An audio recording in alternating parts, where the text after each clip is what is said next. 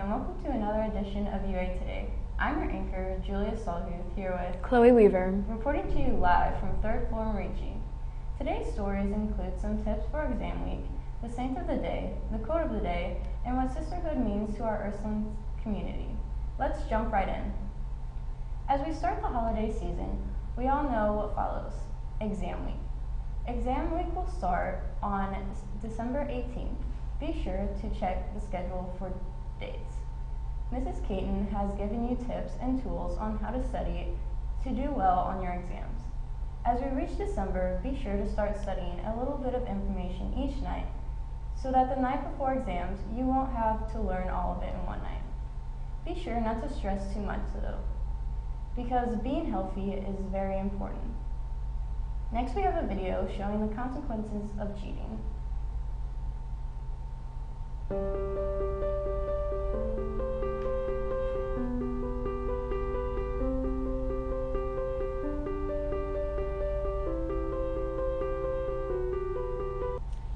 If a student gets caught cheating, the teacher will report it to my office, and I track all the cheating incidences so that if a student cheats consistently over multiple classes or throughout the years, we have a record of the cheating.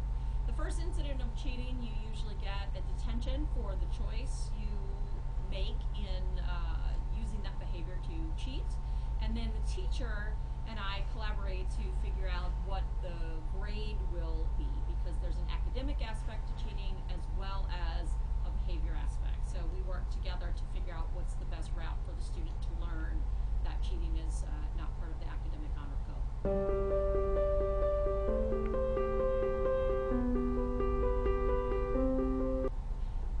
For the first incident, we try to use it as a learning experience. We give the student a detention for the behavior and try to use it to demonstrate that this is not an acceptable way that we're going to operate at school. If the student chooses the behavior again, then they would get a suspension. So a third strike would mean we'd ask the student to leave, that they would be showing to us that they could not honor the way we expect students to behave with academic honesty.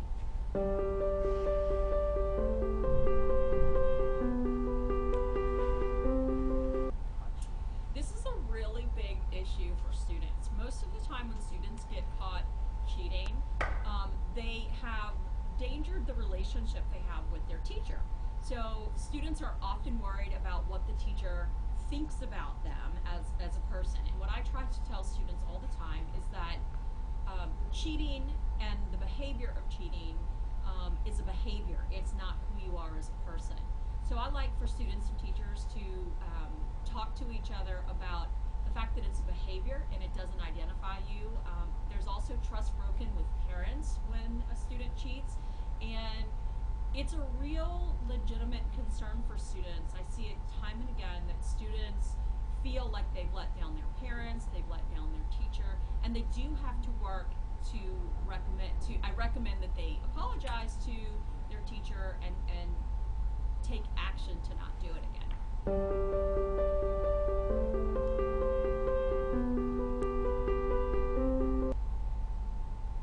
Thanks for that awesome video. I'm sure no one wanted to cheat now.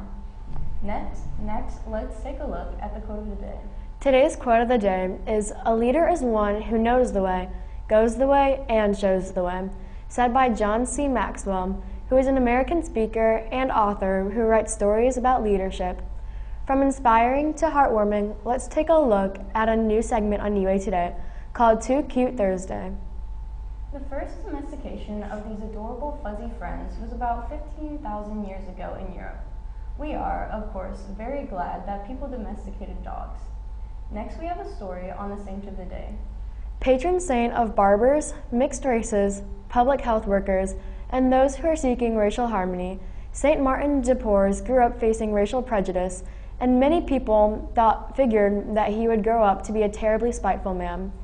Although de Porres did not have the best life, he still gave his heart and goods to the poor and discriminated. Martin de Porres' dad grew envious that he grew up looking like his mom and not him. When St. Martin was just 12 years old, his dad had left him, and him and his mom became poor. Due to this, DePore's mother made him become a barber surgeon, which means that he was taught to cut hair while also learning how to draw blood, care for people's wounds, and also to prepare and administer medicines. Later on, Martin DePores changed his mind and decided that he wanted to do something more involved with God. Martin felt that he was not holy enough to be a religious brother, so he applied to the Dominicans to be a lay helper. Many of DePore's nights were spent in prayer and penitential practices, while his days were filled with nursing the sick and caring for the poor. While caring for the poor, DePores would bring blankets, shirts, candles, candy, miracles, and prayers. He had become the procurator of the priory and the city. St. Martin treated all people no matter what color, race, or status. After 9 years, the community requested him to make a full religious procession, due to his prayer, penance, charity, and also his humility. Finally, Martin DePores had also founded an orphanage and took care of slaves that were brought from Africa, and he managed his own alms. From an inspiring man, let's talk about an inspiring message about sisterhood in a video made by Julia. Here at Ursuline, our beliefs are centered around modeling the values of service, courtesy, loyalty, and courage through attitude and action. It is our goal to create a community that is revolved around our faith and leadership. We are sisters, and together we share a sisterhood that will last throughout our lives. But what is sisterhood? What sisterhood means to me? Well, I grew up with brothers, and I grew up being a part of a family and a sister in that family. It's always a very powerful part of who I am. I'm a member of a religious community with sisters that I am connected with, I can depend on, and I hope they can depend on me. And I hope that sisterhood here means something like that for everyone. It means I have a family and a support system. Sisterhood to me means that there's always somebody to go to whenever you need help. Sisterhood means having a supporting community. Sisterhood is about accepting each other for each other's flaws and knowing that no matter what, you guys are still sisters in the end. Sisterhood means that you share gum and coffee. I think the sisterhood is a bond between two girls that's based on common values and common experiences that they have at places like Ursuline. Sisterhood means having friends for life. To me, sisterhood is about making your friends your family. There's a neutral bond that is centered around the same values where both people try to help each other better themselves and grow as a person. It's about being there for each other no matter who you are or where you're at. Sisterhood is found in the halls here at Ursuline, and each of us wear the plaid skirt as a reminder that we are all equal and that we are all sisters. Sisterhood will forever be embedded within each and every one of us. Now let's take a look at today's National Day. Today is National Button Day. This day was founded in 1938 by the National Button Society. Today we recognize button collecting as an organized hobby, whether you are a novice or an advanced collector, and celebrate the joy that it can bring. Now let's take a look at what the joy of the weather will bring.